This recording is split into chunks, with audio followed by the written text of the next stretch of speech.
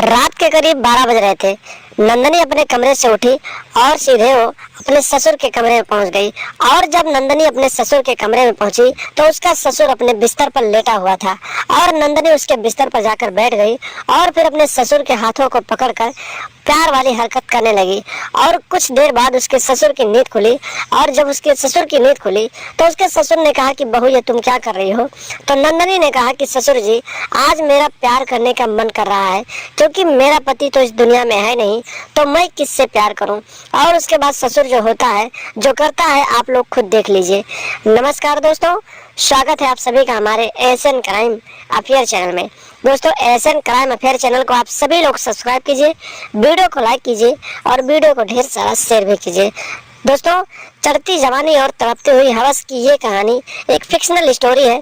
Fictional story बनाने का और सुनाने का मकसद है कि आप लोग समाज में घट रही घटनाओं को समझें और ऐसे लोगों से दूरी बनाकर रखें जो आपकी जिंदगी को तहस नहस कर सकते हैं। जब नंदनी की शादी हुई तो बेहद ही खूबसूरत पत्नी को लेकर उसका पति अपने घर आया। और जब उसका पति अपने घर आया तो उसका ससुर जब नंदनी को देखता है तो नंदनी को देखने के बाद उसके तन बदन में आग लग जाती है और ससुर अपनी बहू के साथ बातचीत करने के बारे में सोचने लगता है।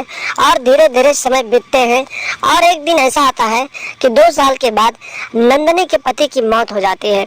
जब नंदनी के पति की मौत होती है तो नंदनी की उम्र लगभग 28 साल होती है। और 28 साल की उम्र में जब उसका पति इस दुनिया से चला जाता है तो उसके तन बदन में कुछ अलग से हलचल होते हैं।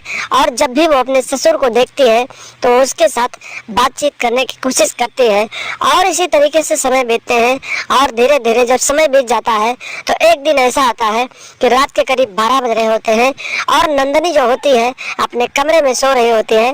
तभी अचानक उसे अपने पति की याद आने लगती है और वो जोर जोर से रोने लगती है। और रोने के बाद जब उसे अपने आप से अपने सिस्टम से बाहर हो जाती है, यानी कि बोले एक अपनी सीमा रेखा पार कर जाती है, तो वो अपने कमरे से उठती है और सीधे जाकर अपने ससुर के कमरे में पहुंच जाती है।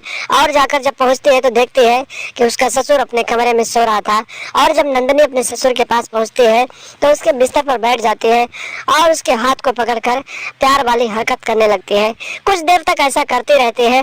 तभी अचानक उसके ससुर की नींद खुलती है और फिर उसका ससुर पूछता है कि आखिर बहू तुम यहाँ क्या कर रही हो। नंदनी कहती है कि ससुर जी, मेरा प्यार करने का मन करता है। आपको पता है कि मेरे पति इस दुनिया में नहीं है, तो मुझे भी कुछ इच्छाएं हैं और मैं वो इच्छा आपके साथ करना चाहती हूँ। ससुर भी जब बहू की बातें सुनता है तो उसके मन में भी लालच आ जाता है और अपनी बहू की 28 साल की चढ़ती जवानी को देखकर उसके मुंह में भी पानी आ जाता है। और फिर ससुर कुछ भी न देखते हुए सीधे अपनी बहू को अपने बिस्तर पर लेटा देता है और उसके साथ बातचीत करने लगता है। और कुछ देर तक बातचीत करने के बाद दोनों अपने कमरे में जाकर सो जाते हैं। और इसी तरीके से जब भी मौका मिलता है तो ससुर अपनी बहू के साथ रोज बातचीत करता है और बातचीत करके एक दूसरे के साथ दोनों पति पत्नी की तरह रहने लगते हैं। तो दोस्तों, सावधान रहें, सतर्क रहें, क्योंकि इस दुनिया में कोई किसी का नहीं है। मौका पाकर हर कोई चौका मार देता है।